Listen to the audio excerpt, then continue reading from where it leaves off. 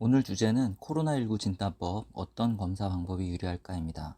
이것을 통해 조건부 확률에 대해서 조금 알아보겠습니다. 이런 기사가 있었는데요.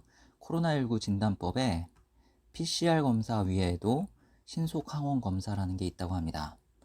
그리고 타액 검출 PCR 검사라는 것도 있다고 하네요. 이런 기사도 있었습니다. 일반적인 PCR 검사는 비인두도말, 그러니까 코 속으로 면봉 같은 거를 쑥 집어넣어서 검사를 하게 되죠. 이거 말고 타액을 이용하는 PCR 검사가 있다고 합니다. 또 신속 항원 검사라는 게 있는데요. 신속 항원 검사는 민감도가 90%라고 합니다. 즉 성공 확률이 90%, 실패 확률이 10%네요. 이 실패 확률이 30%라는 이야기도 있습니다. 정리하면 코로나19 검사 방법에는 대표적으로 PCR 검사와 신속 항원 검사가 있는데, 신속 항원 검사는 검사 결과가 약 30분에서 2시간이면 나온다고 하네요. 빨리 나오는 거죠. 대신 정확도가 90%라고 합니다. 어떤 기사에서는 70에서 90%라고 하는 기사도 있었습니다. 즉 실패 확률이 꽤 높은 게 문제가 되는 것이죠. 실제 우리나라에 있는 코로나19 확진자 수를 추측하기 위해서 이런 기사를 찾아봤습니다. 검사 수 대비 확진율이 약 2%라고 하는데요. 우리나라 인구가 약 5천만 정도 되죠. 5천만 중에서 2%가 코로나19 환자라고 한다면 무려 100만 명이 코로나19 환자라는 결론을 내려야 합니다. 최근 확진자 수, 지금까지 누적 확진자 수와 비교를 하면 너무나 큰 값이죠. 그래서 전체 인구의 2%가 코로나19에 걸렸다고 이야기하기는 좀 어려울 것 같습니다. 그래서 다른 기사를 찾아봤더니 이런 기사가 있었습니다. 요즘 일반인들 대상으로 코로나19 검사를 많이 하고 있는 추세죠. 그거에 대한 기사인데, 현재까지 총 39,341건을 검사했더니 116명의 환자를 발견했다고 합니다.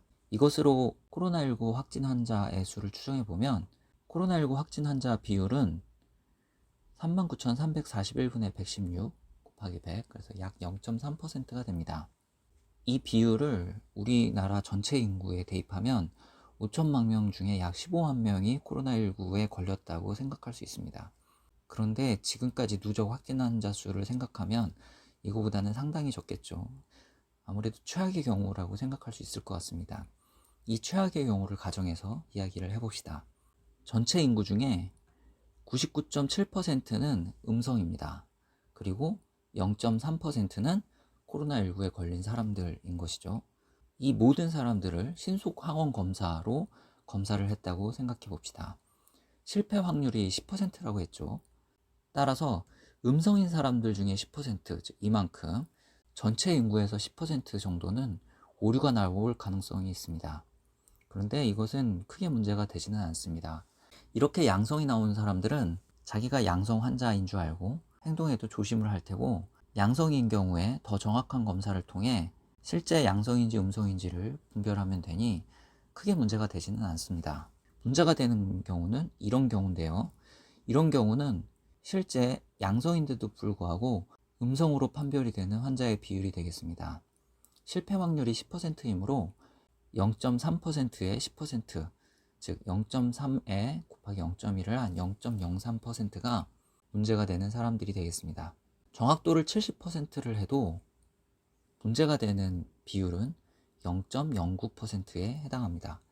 신속항원 검사의 실패 확률 10%에 비하면 그렇게 큰 비율은 아니라고 생각이 드는데요. 이 비율이 그렇게 크지 않기 때문에 실패 확률에 대한 위험도보다는 확진자 수가 늘어나는 거에 대한 위험도가 훨씬 크다고 판단이 되어 신속항원 검사를 대대적으로 실시하는 정책을 추진했다고 생각할 수 있을 것 같습니다. 여기서 조건부 확률을 생각할 수 있는데요. 조건부 확률은 B라는 사건이 일어났다는 가정하에 A라는 사건이 일어날 확률을 의미합니다. 기호로는 이렇게 씁니다. 고등학교 때 배우셨을 텐데요. 이것은 B 확률분의 B와 A가 동시에 일어날 확률로 계산합니다. 또 B의 경우의 수분의 B이면서 A인 경우의 수로 계산할 수도 있습니다. 신속 항원 검사에서 양성이 음성으로 판별될 확률이 위에 설명한 조건부 확률에 해당합니다. 여기서는 이렇게 기호로 쓸 수 있습니다. 계산할 때는 양성분의 양성이면서 음성이 될 확률로 계산을 하게 되는 것이죠.